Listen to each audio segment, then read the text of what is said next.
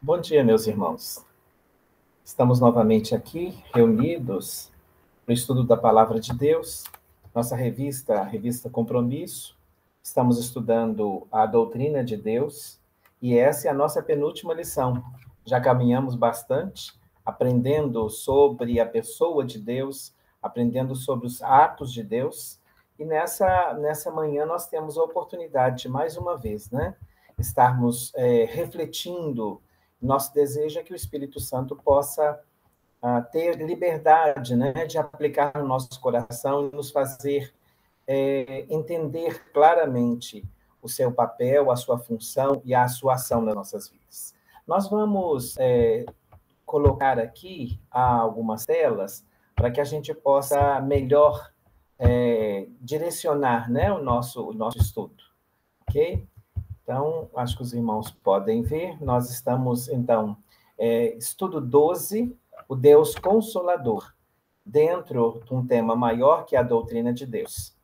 Os nossos versículos, nossos textos de hoje, né, são todos os versículos do capítulo 14, 15, 14 e 16 de João.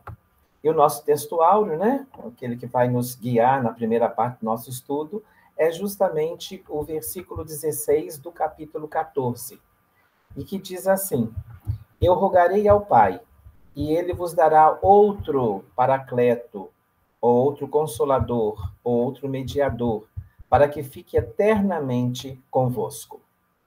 Uma palavra abençoada e abençoadora, né, para todos nós entender, né, e saber que este Deus é o Deus que age nas nossas vidas. Eu vou ampliar aqui para que a gente possa, então, pegar, né, de forma maior e ter uma visualização melhor, ok? Então, tá lá, na nossa introdução. A percepção da pessoa de Deus através da terceira pessoa da Trindade, que é o Espírito, que é Deus Espírito Santo, é o tema, então, que nós vamos estar trabalhando, né, estar estudando e gira em torno dele. Aqui nós vislumbramos a pessoa de Deus Pai nas 4 primeiras lições. Então, falamos de quem era Deus, né, dos principais atributos de Deus. O mesmo Deus mostrando seus atributos através de seu Filho Jesus Cristo. Essas são as lições que foram das 7 lições, então, né? Foi da 5ª até a 11ª lição. E agora, na 12ª lição, o atributo único e indispensável do consolo do Pai na pessoa de Deus Espírito Santo é o nosso tema central. Então, para que a gente possa compreender a ação e a obra do Espírito Santo, o Deus Espírito Santo. O nosso autor, ele coloca algo interessante que eu quis destacar aqui para nós. O plano da revelação de Deus só se completa quando o Filho, cumprindo a sua missão, morre no Calvário para ressuscitar na eternidade, deixando-nos como amigo e ajudador o Deus Espírito Santo, que ele mesmo explicou aos seus discípulos, não é? A missão do Espírito, o que ele faria, como ele agiria.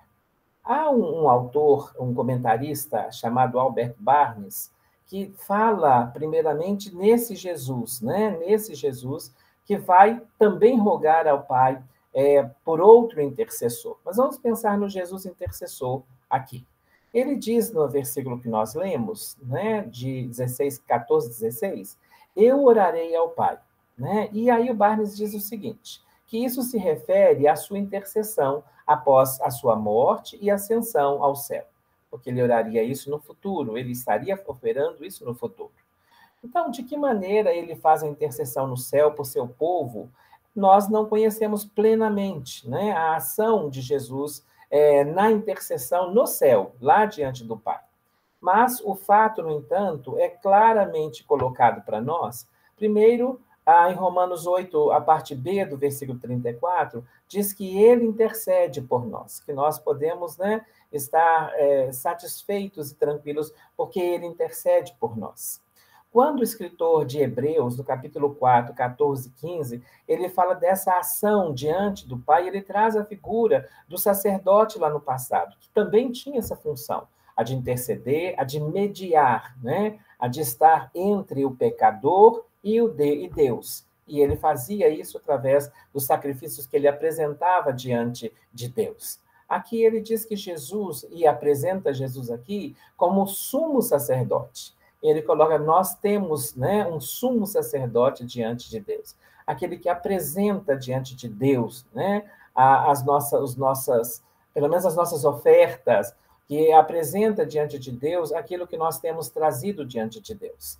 E também no capítulo 7, versículo 25 de Hebreus, ele fala dele como intercessor, que nós podemos estar tranquilos porque nós temos um intercessor junto a Deus. Então, aqui ele coloca a Jesus como esse primeiro intercessor. E nós temos esse primeiro intercessor. E como resultado da sua intercessão nos céus, que nós vamos obter todas as nossas bênçãos. E é através dele que as nossas orações devem, então, serem apresentadas diante de Deus, colocadas diante de Deus. E esse é algo importante que nós precisamos sempre nos lembrar, não é? Jesus, ele coloca diante do Pai e intercede por nós. Então, além de nós, né, além de nós orarmos a Deus, a gente sabe que as nossas orações são apresentadas, os nossos sacrifícios são apresentados diante de Deus por Jesus, nosso intercessor.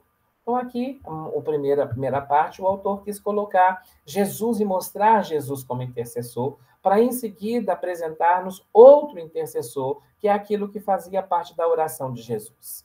Jesus tinha sido, para eles, né, para os seus discípulos, alguém que estava ali tão próximo, aconselhando, guiando, né? Mostrou-se tão amigo, e ele mesmo disse que não chamaria mais de servos, mas de amigos, né?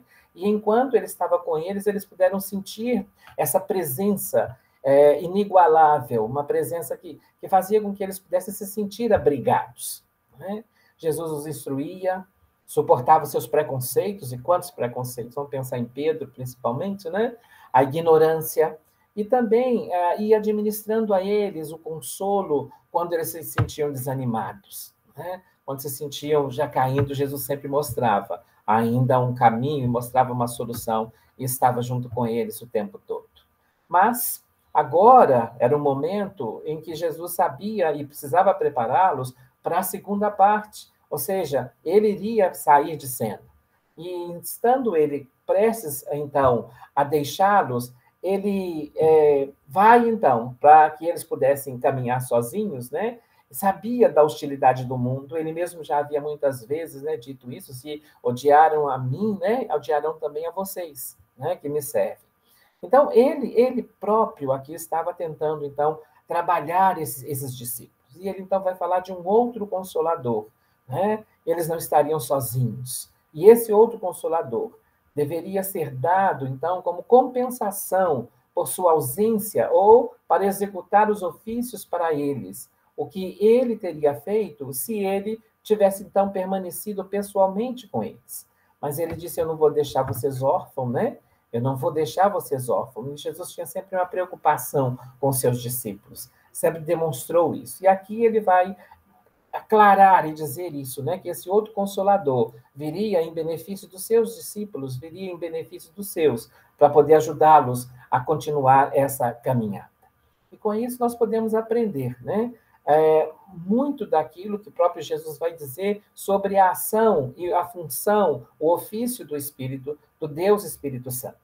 Primeiro, ele vai colocar que é fornecer a todos os cristãos a instrução, o consolo, que seriam dados pela presença pessoal de Jesus, e agora, através do Espírito, é que nós sabemos e entendemos e sentimos a presença de Deus conosco, de Jesus conosco. Então, essa era uma função que o Espírito, que o próprio Jesus disse que ele vos ensinará, ele continuará convosco, ele não será tirado de vós, né?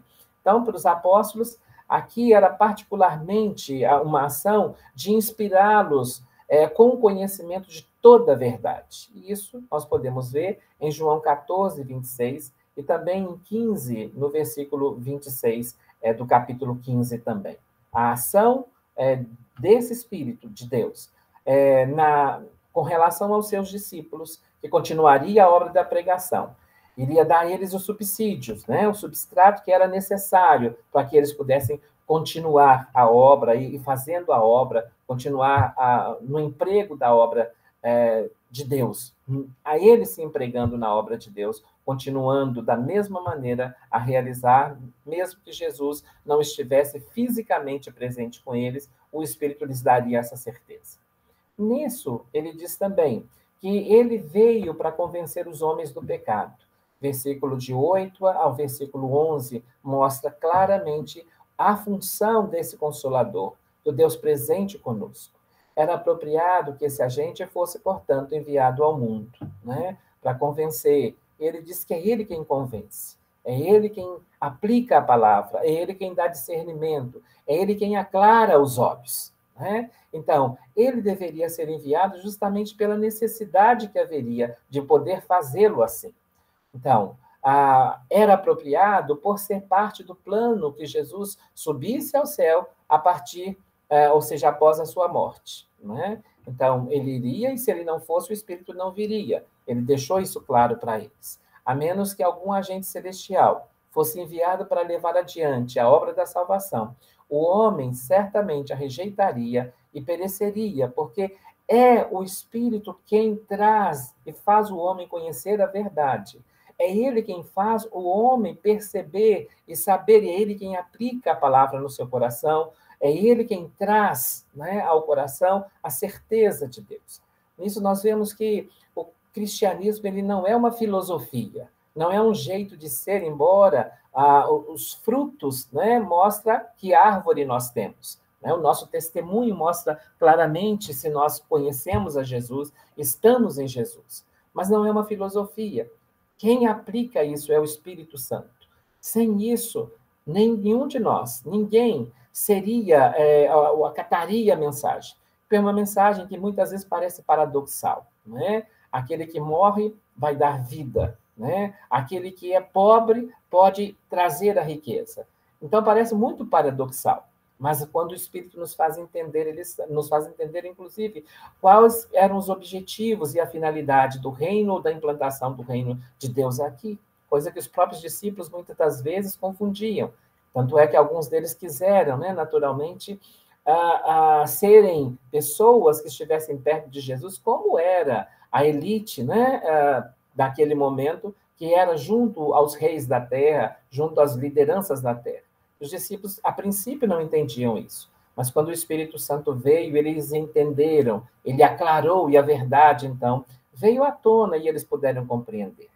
Segundo, Jesus não poderia estar presente pessoal e fisicamente em todos os lugares, e nem tampouco poderia estar presente junto às grandes multidões que ouviriam a sua palavra e viriam acreditar nele. A mensagem é dita por homens, mas a aplicação é Jesus. Né? Quem traz isso à tona e ao conhecimento é Jesus. E é a ação do Espírito Santo quem faz isso. Agora, ela seria a ação de Jesus potencializada, acrescida, atingiria tantos em todos os lugares e ao mesmo tempo. O Espírito Santo, que é onipresente, ele pode alcançar a todos ao mesmo tempo e em todos os lugares. Assim, e o versículo 7 do capítulo 16 é quem traz essa realidade para nós. No plano da redenção, cada uma das pessoas da Trindade realiza a sua obra, né? E é tão interessante e maravilhoso ver aqui, né, a gente entendendo o reino de Deus, o plano de Deus na instituição do seu reino aqui. O Pai envia o Filho, ele é o único que pode enviar o Filho. Né? Ele deu o seu Filho unigênito para que todo aquele que nele crê não pereça. Ele enviou o seu Filho. Segundo, o Filho, ele traz a expiação. Né? É ele quem traz o sentido da expiação. É apresentar diante de Deus o sacrifício que faz com que a aceitação no perdão dos nossos pecados seja aceita diante de Deus. Então, é o Filho quem faz, como perfeito, além de sacerdote, como perfeito cordeiro. É ele quem faz a expiação. E intercede também para que o Espírito pudesse vir. E é ele quem está diante do Pai, intercedendo por nós. E o Espírito Santo, ao aplicar a obra nos corações dos homens, faz e conclui essa obra maior, que é o plano de Deus para a salvação do homem. Então, é maravilhoso ver, né, conhecer o Deus, como nós temos conhecido, conhecer o Deus em Jesus, ou seja, Jesus Deus, né? Não o Jesus histórico, mas o Jesus Deus. E também conhecer a obra do Espírito Santo e ver como ela se completa, né? Como ela se coaduna para a nossa salvação, para o bem de toda a humanidade, para a salvação geral de toda a humanidade. Aí está, então, a promessa e o cumprimento da ação de Deus. A palavra para explicar consolador, a palavra aqui usada no Novo Testamento são por 5 vezes. Desses 5 vezes, 4, nesse caso, ela se aplica ao Espírito Santo. Lá em João 14:16, lá em João 14:26, 15:26 e também João 16:7, que nós acabamos de meditar. E no outro exemplo, ela aplica-se ao Senhor Jesus, falando dele como consolador, né? E aí ele diz aqui, né, que nós temos um advogado, um paracleto, um consolador junto ao Pai, que é Jesus Cristo, o justo. Estão registradas essas palavras em 1 João, no capítulo 2, no versículo 1. Né? E isso é algo que só João traz, né? Só João é que coloca aqui Jesus, né, como consolador, como um advogado, como aquele que intercede por nós. E o verbo aqui, ele tem, do Paracleto, ele tem vários significados, sendo, portanto, mais usado e apropriado é chamar-lhe de intercessor para nós, né? Aquele que intercede por nós, segundo Atos, capítulo 27, no versículo 24. Né? Então, ele é quem vai fazer isso. Depois, chamar alguém para nos ajudar como advogado em um tribunal. Então, primeiro ele intercede por nós, depois ele é colocado aqui como o entendimento, né, que o verbo nos dá, é de um advogado, que nos representa junto ao tribunal. Né?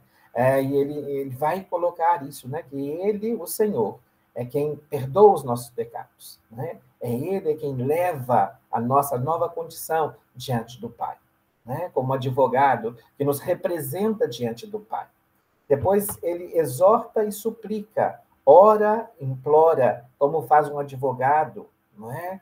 É ele quem intercede, e essa intercessão, né, de estar lá, sabendo do nosso passado, conhecendo o nosso presente, mas vislumbrando o nosso futuro. É ele quem intercede por nós. É ele quem faz a obra da intercessão, de defender os nossos interesses eternos diante do Pai. Essa é a função também que ele vai fazer, né? A trazer o nosso entendimento para isso, para que a gente possa compreender isso. Em terceiro lugar, consolar, sugerindo as razões ou argumentos para o consolo, né? Fazendo-nos entender, fazendo-nos perceber, dando-nos o entendimento do todo. Muitas vezes, né, para o consolo, falando de consolo, nós falamos de momentos atribulados, de momentos difíceis, mas é ele quem nos dá o entendimento, né? A razão, né? Os argumentos que nós temos para, mesmo passando por tantas dificuldades, por tantas lutas, por tantas adversidades, saber que ele está trabalhando e entender as ações dele em nosso favor. Né? Assim, a palavra consolador, ela é frequentemente usada no grego para designar, então, o papel desse advogado em um tribunal, de alguém que intercede, né? De um monitor que ensina o caminho, né? Ou seja, como um professor, um assistente ou um ajudante. Essa é a ação dele em nós, a ação dele por nós, a ação de nos fazer compreender o trabalho que Jesus faz por nós também. Então, ele age em nós e age por nós. Esse é o grande consolador e que a palavra traz do ofício, né, do consolador. E aí a gente vai aprofundar isso, qual o ofício do Espírito Santo a esse respeito, né? E o que deve ser aprendido, assim, da obra dele nas nossas vidas. Aprendemos com os relatos de Jesus sobre o seu trabalho, que era, então, confortar os discípulos, né? Ele não vai deixar vocês. Imagine, então, eles que acompanharam por um período tão longo as ações de Jesus, o ensino de Jesus, a presença de Jesus, né? E tantas histórias eles puderam construir juntos com Jesus. E agora ele diz para ele que ele sairia de cena. Imagina, então, o coração desses discípulos. Mas ele diz que ele viria para confortar, confortar estando junto com eles naquele momento, suprir o seu lugar, né? E isso ele expressa muito bem quando ele diz que outro Consolador virá para fazer isso. E o conforto estará colocado. Mesmo eles pensando na tanta coisa que eles presenciaram, até mesmo, né, durante a crucificação de Jesus. Mas o Espírito é que daria a eles o consolo e a sapiência de entender aquele momento e entender as coisas que viriam posteriormente àquele momento. Segundo ofício do Espírito seria ensiná-los ou lembrá-los da verdade. E isso pode ser expresso pela sua palavra, quando ela diz dele como monitor ou professor. Ele vos ensinará todas as coisas. Né? Ensinará como um professor, como um monitor, que aclara, que traz, né? A gente fala muito do nosso papel enquanto educadores, nós chamamos de pensar aqui numa transposição didática, quando nós pegamos aquilo que está numa linguagem científica e trazemos numa linguagem entendível, né, aos nossos alunos. A ação do Espírito Santo também era essa, a de um professor que conhece a verdade, que explana a verdade, que expõe a verdade de forma a que eles pudessem entender, conferir e entender, lembrá-los de cada verdade, entender essa verdade e a sua aplicabilidade. Mesmo que naquele momento que eles ouviram de Jesus não pudessem entender, agora o Espírito aclarava. É como se trouxesse luz para que eles pudessem compreender. E terceiro, para ajudá-los no seu trabalho, ou seja, advogar a sua causa, ajudá-los a advogar a causa da religião no mundo e levar os pecadores ao arrependimento. Isso se expressa pela palavra advogado. Aquele que conhece, né, a mais, aquele que pode indicar, né? A gente tem acompanhado advogados aí, agora se tornou uma questão midiática, em alguns processos que estão em andamento, e a gente vê muitas vezes a pessoa quer falar e o advogado chega e diz para ele, fique em silêncio, ou fale isso, aquilo, aquilo outro, aconselhando e entendendo ali naquele tribunal. A ação dele é nos ajudar, né? Além de advogar por nós, nos ajudar também, né? A exprimir, a expressar e a fazer o nosso trabalho com coerência, com sabedoria, com graça, com entendimento. A função do Espírito em nosso favor e em nós é essa também. Foi também pelo Espírito que eles foram capacitados e compareceram diante de reis, de magistrados e falaram ousadamente em nome de Jesus. Grandes discursos foram proferidos, né? Lembrar de Pedro, lembrar de Paulo também, né? E os seus discípulos, de forma geral, tiveram que enfrentar de forma contundente aquilo que viria para dissuadir, né, o que era realmente o reino de Deus.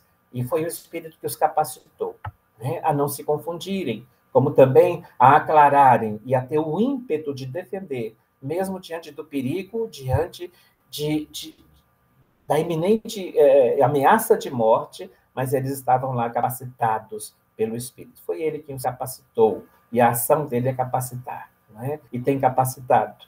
Nós temos vivido esse tempo, né, difícil aqui no país, como em outros lugares, mas é interessante ver como Deus tem mantido seus servos, né, no trabalho, capacitando-os de forma especial nesses momentos de tanta crise. Esses discípulos, eles parecem, né, compreender aqui o significado e o entendimento deles fez com que eles continuassem o reino, entendessem o que Deus queria e continuassem a fazer o trabalho, né? Nenhuma palavra na nossa língua pode expressar completamente o sentido do original da palavra intercessor, da palavra da ação do Espírito, né, como consolador na sua plenitude, né? Mas os discípulos, na aplicação do Espírito de Deus, eles puderam compreender e sabiam, se sentiram confortáveis, consolados e destemidos, porque era como se o próprio Jesus, né, estivesse com eles ali fisicamente. A presença de Jesus era real, notória junto a eles, através do Espírito Santo. Quantas vezes se sentiram consolados, animados, né? Porque o Espírito trazia essa certeza para eles, trazia para eles o entendimento. daquele momento do que eles estavam passando. O John Calvin, que é um outro comentarista, ele pega o versículo ainda eu orarei ao Pai, né, para poder aplicar aqui a ação do Espírito, a ação de Jesus. Isso foi dado para a dor que poderiam sentir por causa da ausência de Cristo. Mas, ao mesmo tempo, Cristo promete que lhes dará força para guardar os seus mandamentos. Não é? Então, o entendimento, não é? O real sentimento da certeza, da verdade, é o que os que faziam continuar a fazer. Não é? Porque eles não tinham outra razão, outro argumento, senão a fé. A fé que era sustentada pela presença do Espírito. E foi isso que Jesus trouxe, então, a eles, né? Rogou ao Pai porque sabia da importância disso. Nós vimos quantos deles, né, tentaram desistir, né, naquele momento logo em seguida. Pedro que nega Jesus ali, mas quando o Espírito vem e que aclara tudo, a diferença entre o Pedrão e aquele novo Pedro, que foi na ação do Espírito, né, tão destemido para pregar, tão usado para falar, não é? E não desistir, mas ir adiante. Ele, portanto, informa que, embora esteja ausente deles, né, em termos corporais, né, físicos, ele nunca permitirá que eles continuem sem assistência, pois ele estará presente com eles através do seu Espírito. É o que eu terminei de dizer. A presença de Jesus, ela é ratificada no nosso coração, na nossa vida, através do Espírito Santo. É ele quem nos dá certeza, nos faz realmente saber que ele continua conosco, que ele está conosco. Aqui ele chama o Espírito de dom do Pai, mas um dom que ele obterá com as suas orações, porque ele rogará ao Pai. Em outra passagem, ele promete que dará o Espírito. E ele diz, se eu partir, né, eu enviarei. Aquele versículo 7 que nós falamos, né? Essa autoridade dele para poder dar. Mas ele primeiro diz que ele vai pedir ao Pai. Ambas essas afirmações, elas são corretas, pois, na medida que Cristo é nosso mediador e intercessor, ele obtém do Pai a graça do Espírito para poder o Pai enviar. Né? Ele pede ao Pai. Mas na medida em que ele é Deus, ele próprio concede a graça de si mesmo. Quando ele disse, eu enviarei. Eu rogarei ao Pai, e ele enviará, e depois ele disse, eu enviarei. Né? Nas duas posições aqui. Nós vemos Jesus, né, que clama, sabendo da necessidade que nós temos. Posteriormente, nós vemos na figura de Deus, do Jesus Deus, aquele que vai dar de si mesmo. Então, essa passagem. Se pudéssemos, então, fazer aqui o que nós chamamos de transposição, né? E numa interpretação aqui. Foi-lhe dado pelo Pai como consolador, mas apenas por um tempo. Ora, depois de ter dispensado o meu cargo, feito todo o meu trabalho, né, eu orarei a ele para dar outro consolador, que não ficará por um curto tempo. Porque os discípulos poderiam entender, né? Foi tão pouco tempo que Jesus passou, embora foram 3 anos, mas eles poderiam entender isso como tanto. Mas, aqui ele vai dizer, mas sempre ele estará ou permanecerá com vocês.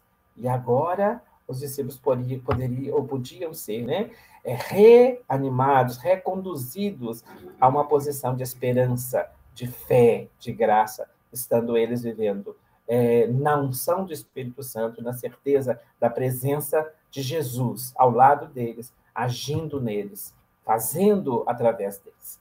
O Consolador, portanto, nós temos estudado e apresentado. Ele traz e proporciona algumas benesses a nós, não é? Como aos seus discípulos e como discípulos de Jesus. Ele estará e habitará sempre conosco. Sempre conosco.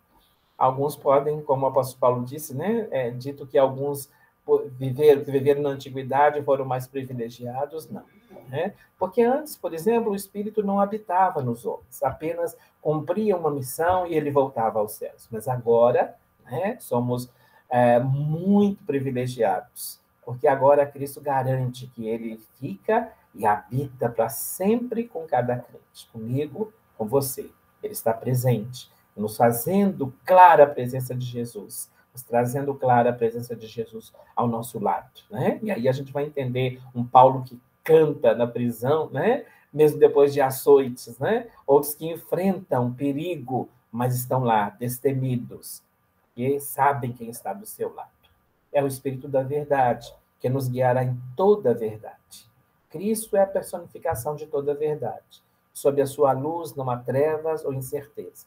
É o Espírito quem aplica e nos dá. Muitas coisas acontecem aqui e acolá, que podem, de alguma maneira, fazer o cristão se indagar.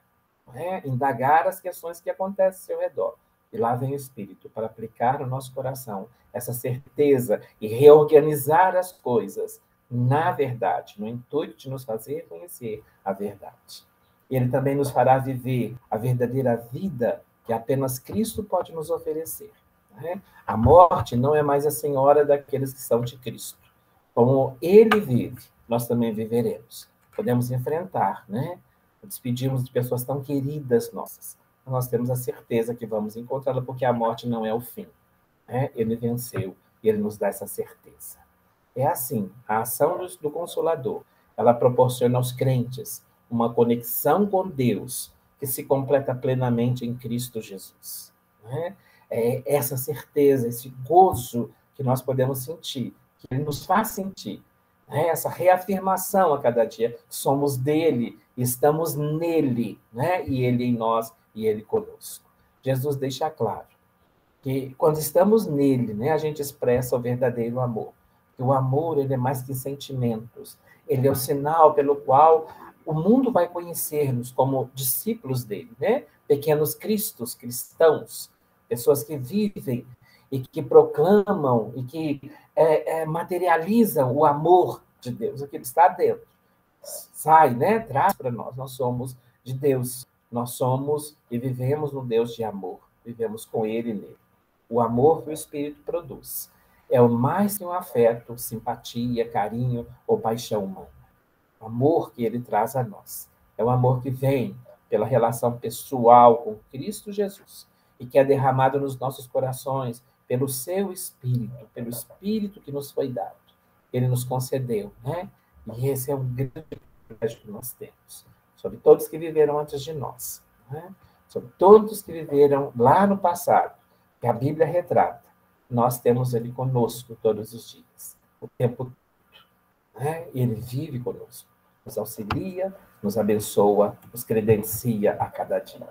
E nos dá a certeza daquilo que Deus já preparou para nós. Vamos voltar lá, os discípulos tristes com a partida de Jesus, né? Que eles disse que isso era melhor que lhes podia ocorrer, pois ele viria, pois ainda viria o Consolador, e que eles não permaneceriam, não estariam limitados mais pelo espaço e pelo tempo, né? E que coisa boa, quando nós oramos, sabemos que Deus, através do seu Espírito, pode operar em lugares tão longe, né? E como isso reafirma a nossa oração? Porque nós sabemos que não é a nossa mão que vai lá e que vai fazer. Não é a ação nossa, mas é a ação de Deus.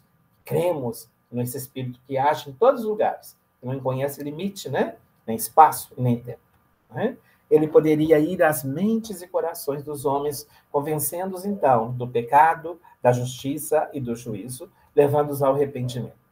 Quando nós temos o grande privilégio de participar da campanha de missões, né? E pensar e saber que as nossas orações valem muito, porque nós estamos no Espírito aí e orando, a gente sabe que ele vai abrindo mentes, ele vai abrindo corações, e ele é quem vai fazendo, né? Vai fazendo a obra. A gente tem acompanhado pela televisão quão hostis são os ambientes. Eu tenho desempenhado um trabalho junto a uma comunidade, né, de pessoas que são resgatadas das ruas ou da sua condição de drogadição, e quão violento, quanta coisa violenta pode ser aferida, né, pela vivência deles lá. Mas é tão bom, tão precioso saber que quem vai lá, né, e age e que prepara todas as coisas é Deus, através do seu Espírito. Quando a palavra é semeada, é o Espírito que vai aplicando nos seus corações. Na demonstração do amor que a igreja tem feito, a gente sabe como a igreja tem atuado, de que maneira preciosa ela tem feito isso, através do trabalho de missões nacionais, né, que nós estamos em campanha de missões nacionais. É Ele quem opera esse arrependimento, o convencimento da justiça. Vai então se dar pelo fato de que Jesus foi tratado como culpado, julgado à morte, né? Então, há um castigo sobre o pecado. E nós temos o convencimento através do Espírito da Justiça, né? Deus é o Deus amoroso, mas é o Deus que pune o pecado. E Deus resolveu, pelo seu grande amor, punir o meu e o seu pecado na pessoa de Jesus Cristo. Deus justo também é um Deus de grande amor, que fez isso por nós. E esse mesmo para convencer sobre o juízo, né? Isso significa levar os homens ao entendimento de que haverá um dia, um acerto de contas, onde o diabo e seus anjos serão julgados e condenados em definitivo. E nós sabemos disso. Embora o diabo tenha se mostrado tão forte, tão potente, tão engenhoso em fazer o engano, em operar o engano e levar tantos, né, ao engano, nós sabemos que o seu dia está marcado.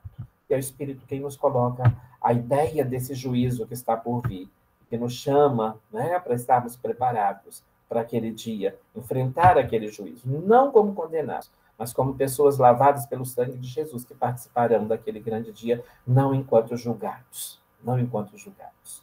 Por mais que pareça que o mal triunfará, seus dias estão contados e a sentença virá.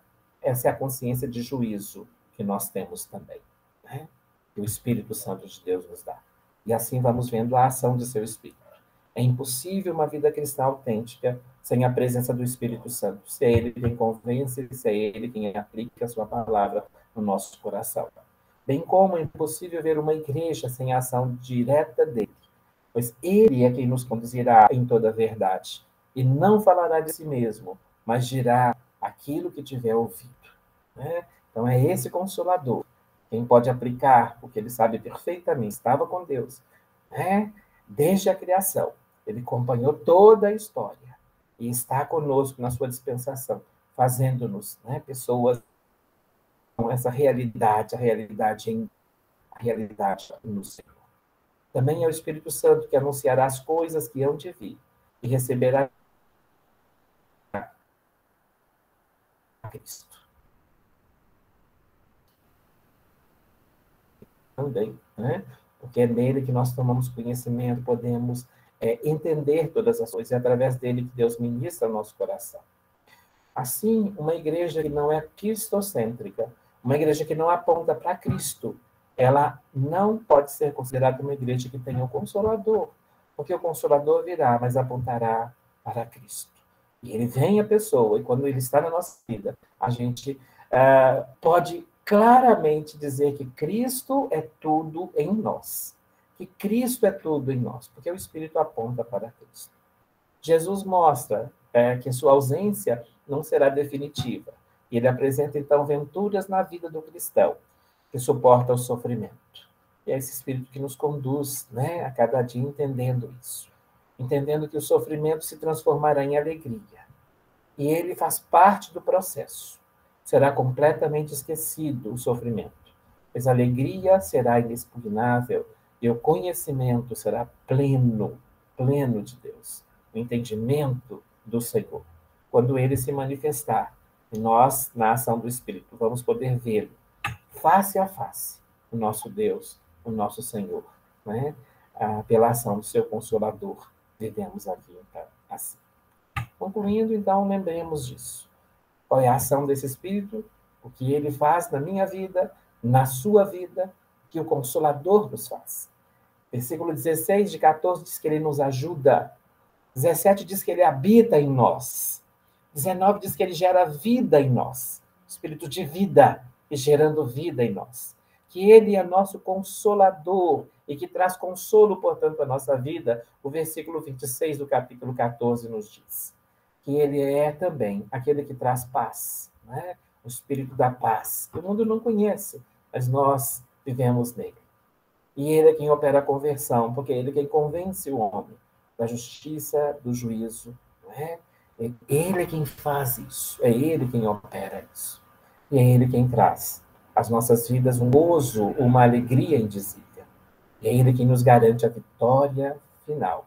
esse Espírito dado a nós, o Espírito que Deus deu para operar em nós, e que nós possamos.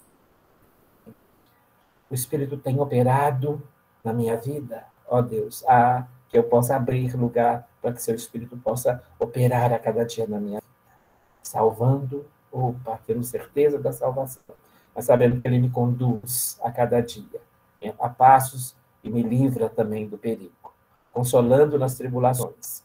E eu não vou toscanejar, eu não vou desistir, eu não vou voltar atrás. Ele me consola, Ele me consola. Ele traz também a paz ao meu coração. Ele tem te trazido paz ao seu coração, mesmo que o enfrentamento a tantas coisas estejam aí. Ele é quem faz a sua obra. E é Ele quem também permite a nós a vivência, né, numa alegria e num gozo que o mundo não conhece. Você tem podido experimentar esse gozo, esse consolo, essa ação do Senhor na sua vida. Que Ele possa, a cada dia, assim, né, fazer isso, que Ele possa agir, né, de maneira gloriosa em nossas vidas, para nos fazer, né, a cada momento, a cada dia, a gente viver essa realidade, né, de Deus em nós, para que a gente possa viver feliz, satisfeitos, seguros nele, sabendo que ele é tudo e em todos. Que Deus nos abençoe. Que o Senhor abençoe sua vida e que essa lição possa trazer ao seu coração, como ao meu coração trouxe, uma maior afinidade, né? E um desejo maior de que o Espírito possa reinar a cada dia mais na minha vida. Que Deus te abençoe, que o Senhor nos abençoe, que Ele possa cada dia fazer mais em nós. Deus abençoe.